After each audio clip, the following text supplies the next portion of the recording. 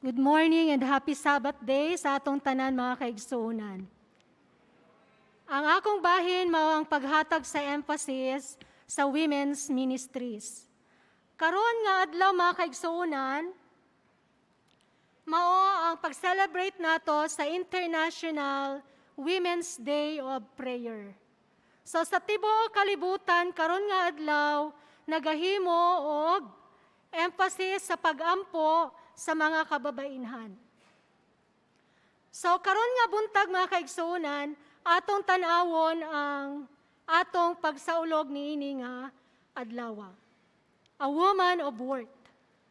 Karon nga adlaw mao ang International Women's Day of Prayer. Ngano nga gitagaan kini og emphasis sa atong General Conference. So ang International Women's Day of Prayer dili lang gi-celebrate karong adlaw. Gi-celebrate na ni sa pipila ka mga katuigan. In fact sa ato nga women's ministry history 19 years na nga gi-celebrate sa tibuok kalibutan ang International Women's Day of Prayer.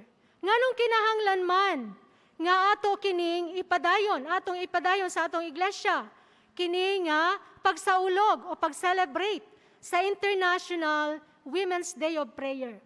Tungod nga ang tanan nato nga mga buluhaton, mga kababainhan, dapat nga atong isentro sa atong pag-ampo aron kaduol kita sa atong Ginoo nga si Hesukristo.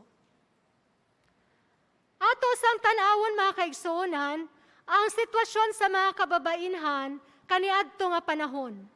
Nakahibalo ta sa ato nga kasaysayan kung unsa ang nagkahitabo sa mga kababainhan sa una nga panahon. Una, wala kita na-appeal sa census. Boti pasabot, kung inihapay lang sa mga lalaki. Walay labot ang mga babae. Perting luuya. Sa census, wala tay appeal. Ikaduha, ang mga kababainhan sa unang panahon were not allowed to vote. Ang mga lalaki lang ang pwede magboto. Ikatulo, they were not allowed to hold positions in the society. Walay kanang lugar sa unang panahon ang mga kababainhan sa pagupot sa mga posisyon dito sa ilahang sosyedad kaniadto. Gani mapasalamaton kita sa Ginoo nga karon nga panahon ginatagaan na og bili ang mga kababainhan isip kanang ka-level o kapantay sa mga kalalakinan, no? So nahimo na kitang co-laborers with men, especially in the work for the Lord. And amen to that, mga kababainhan. Sa ato nga, iglesia nagahatag usab, og dako nga pagtagad alang sa women's ministry. Isip usa sa mga kanang branch sa ato nga iglesia, aron mahimo kita nga katabang sa mga kalalakinan sa pagministeryo ngadto sa uban. O nakahibalo kita mga kaigsuonan nga ang mga kababainhan weak gyud, di ba? Kanang hina ang kusog compared to men. Maybe sa physical strength layo gid ang mga babae sa mga lalaki. No? Pananglitan sa atong balay. Kung magkaunay na, kusog man jud mukha ng lalaki. Isa pa lang kaplato ang babae, ang lalaki isa na kabandihado. So, sorry mga kalalakinan ha, pero mauna siya ang tinuod. Unya, pertili sura sa role sa mga kababainhan. No? Pananglitan ang pain of childbirth. Grabe. No? Sa ingon ana ang mga struggles nga ginaatubang sa atong mga kababainhan. Ang pain sa childbirth, grabe daw, dili gid malimtan hangtod matigulang ang usa ka mama.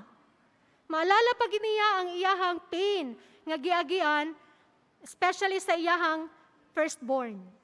No? O daghan pag yun, nga mga struggles nga ginaagian sa mga kababainhan. Pananglitan, magminyo ang usa ka babayi, ilisan man ginayang pangalan. Ang iyang apelyido ay Min. No? Gwapo kay siya apelyido pagdalaga, pagminyo, pastilan. Akong himuon og example, ako ang kaugalingong apelyido. Ang apelyido ko pagdalaga, medyo arang-arang. Medjavilla. Sa English pa, half village. Murag datoon. No? Murag datoon nga apelyido. Pagminyo na ako, bagunok. Perting Loya.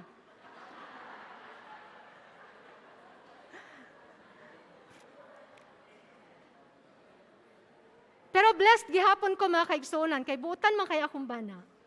Gibawi-bawi na lang, no? Bawi-bawi. Napod ko'y kaila mga kaigsunan. Ang iyang apelyido pagdalaga is Habagat. Pagminyo niya, arang-arang kay mailisan ang Habagat. Unya ang iyahang naminyoan, ang apelyido kay Bagyo man. Habagat na ilisan og bagyo. So ingon ana mga kaigsuonan ang struggle sa mga babae. Pertigid kalisod, no? Gani sa atong mga bana karon, akong ginahangyo nga palanggaagyo din tawo na inyong mga asawa. Palanggaagyo kay daghang struggles nga ginaagian. Bisan sa ministry, sa women's ministry, daghang mga struggles nga ginaagian ng mga kababainhan. So, ang mga kababainhan sa unang panahon, ingunan ang sitwasyon, ug daghan pang gipangagian. Sama usab sa mga kababainhan karon nga panahon, daghan gihapon struggles nga ginapangagian, no? Isa na lang ingon ni Doc Lalin ganina, kaning mga babae no ngano man gid nga mag-heels gyud og taas. Struggle ba ka ining naka-heels ta? Kay magsige tagtintihin, kapoy kaayo. No? Mao na nga pag-abot sa balay, paghubo sa sapatos, ay, pati yung kapuya. No? Unlike sa mga kalalakinan, napadyo'y stocking, napadyo'y daghang ipang suot, napay half slip, uso pa ba ron ang half slip? Napay shorts, ay pagkadaghan. No? Unlike sa atong mga kalalakinan. Ganit tungod niini mga kaigsuonan ang atong mga kababainhan, usahay ma-develop sa amo ang low self-esteem. Mubo ang pagtanaw sa kaugalingon. Apan atong makita nga mao ni siya ang problem sa atong mga kababainhan karon nga panahon. In fact, sa statistics, 65% of people today suffer from low self-esteem. So, sa may mga symptoms of low self-esteem, atong mabasa din ha, dili na nato isa-isahon, no? Okay, muna siya ang mga symptoms. Worry, number 1. Ang mga babae, grabe gini sila mag-worry. Gani, ingon ni Mamagi last Sabat, nagkaroon siya ng depression tungod sa ilahang experience. Ako pod mga kaigsuonan, nakaagi pod bayang miog kaning gi-quarantine. Nagka-anxiety jud ko, di jud ko katulog pila ka gabi. So lisod ang mga kababainhan, mahilig gid mi mag-worry. But actually, dili gid siya dapat nga ika-worry tungod naman tay Ginoo nga gisaligan. Pero tungod sa atong pagkababayi, nabilong man gid ta sa mahina. So, ingon ana mga kaigsuonan, no, ang ato nga mga struggles. So, ang atong pagkamubo o pagtanaw sa atong kaugalingon is a part of the sin problem. Parte di ay siya sa ato nga problema sa atong makasasala. So, ang solusyon mo, kini mga kaigsuonan. Gitagaan og acronym. Number 1 is W. Wake up to your value. Let us wake up, women, to our value. We are somebody, a child of God, created in His image. Makita sa Psalms 139, verses 13 to 14. For you are created in my inmost being. You knit me together in my mother's womb. I praise you because I am fearfully and wonderfully made. Number 2 is letter O, own your potential. Sa mga kababaihan, nagkadaiya-iya ta og potential. God has a plan for our lives. Sa Jeremiah 29, verse 11, for I know the plans I have for you, says the Lord. They are plans for good and not for evil, to give you a future and a hope. Number 3, letter R, remove false standards. So, ingon ani usahay ang problem nato mga kababaihan. Ang atong false standards, especially of worldly success and self-esteem. Atong ginatanaw nga kung daghang tag possessions, taas ang atong self-esteem. Ang atong performance, ang atong position, ang atong appearance, ang ato nga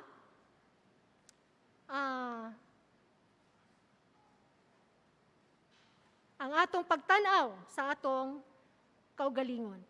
Number 4 is letter T. Turn failure into success. Positive things we can do with failure. Of course, tananta makaagi og failure, mga kababaihan.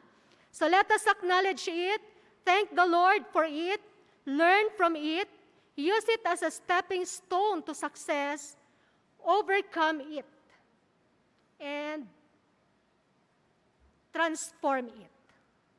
Number 5, letter H. Handle your negative emotions. God understands our feelings. Mga kababaihan, God understands our feelings. Contact with God transforms negative emotions. God can supply our emotional needs. Number 6, letter Y, yield yourself to God every day. So this may be the most important of all in repairing our damaged self-worth. Sa mga kababaihan, ang atong mga ginagmay nga mga butang, kung atong itugyan sa atong Ginoo, mahimo na siyang great things. Little things plus God is equals great things. So remember that God uses ordinary women to accomplish His work of redemption.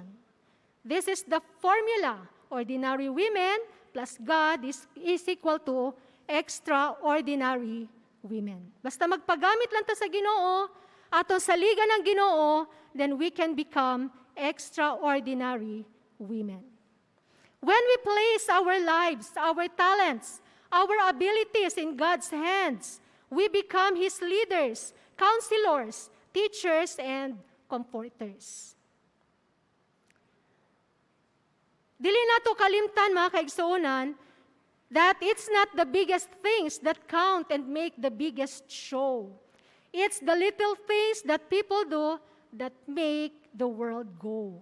Sa mga kababaihan, bisag mga simple nga mga pamaagi, namang gitay nagkadaiya nga talento, atong gamiton. No? Because it's the little things that make this world go. Mga kaigsuonan, mao kini ang pagtanaw karon sa kalibutan sa mga kababaihan. In her childhood, a woman wants love and protection. Of course, no, kung bata pa ang mga kababaihan, we want love and protection. In her teens, she wants excitement. Mao na atong mga bata noon, ganahan kay silang excitements. In her 20s, a woman wants romance. Of course, pag 20 na, kinahanglan makauyab na jud. No? Na joy kanang pinitik sa iyahang dughan. So in her 30s, a woman wants appreciation. So sa magabot na og 30s, ang mga babae, kinahanglan gyud niya og appreciation sa iyahang bana. No? Pila ra gyud pag-ingon nato mga bana nga, uy kagwapa sa akong asawa. Bisag dili gud tinuod. No? O ato jud na silang i-appreciate. In her 40s, a woman wants sympathy. Ay, kadaghan ng sakit, no? Sa likod, sa hawak, sa padiha. So a woman wants sympathy. In her 50s, a woman wants cash. So, kay nag-prepare na for retirement, no? In her 50s. But in serving the Lord, there is no age limit. So praise God for that, mga kababaihan.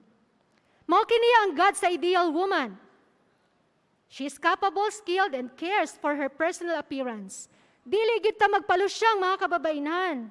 Kinahanglan tagaan gid nato og kaning pagtagad ang atong personal appearance, no? Kung puti na atong buhok, magpatina gid ta. Ako bago lang ako nagpatina. Mao nang feeling young, no? Pero tigulang na good. So dili gid nato pasagdaan ang atong personal appearance. Number 2, she is 100% trustworthy.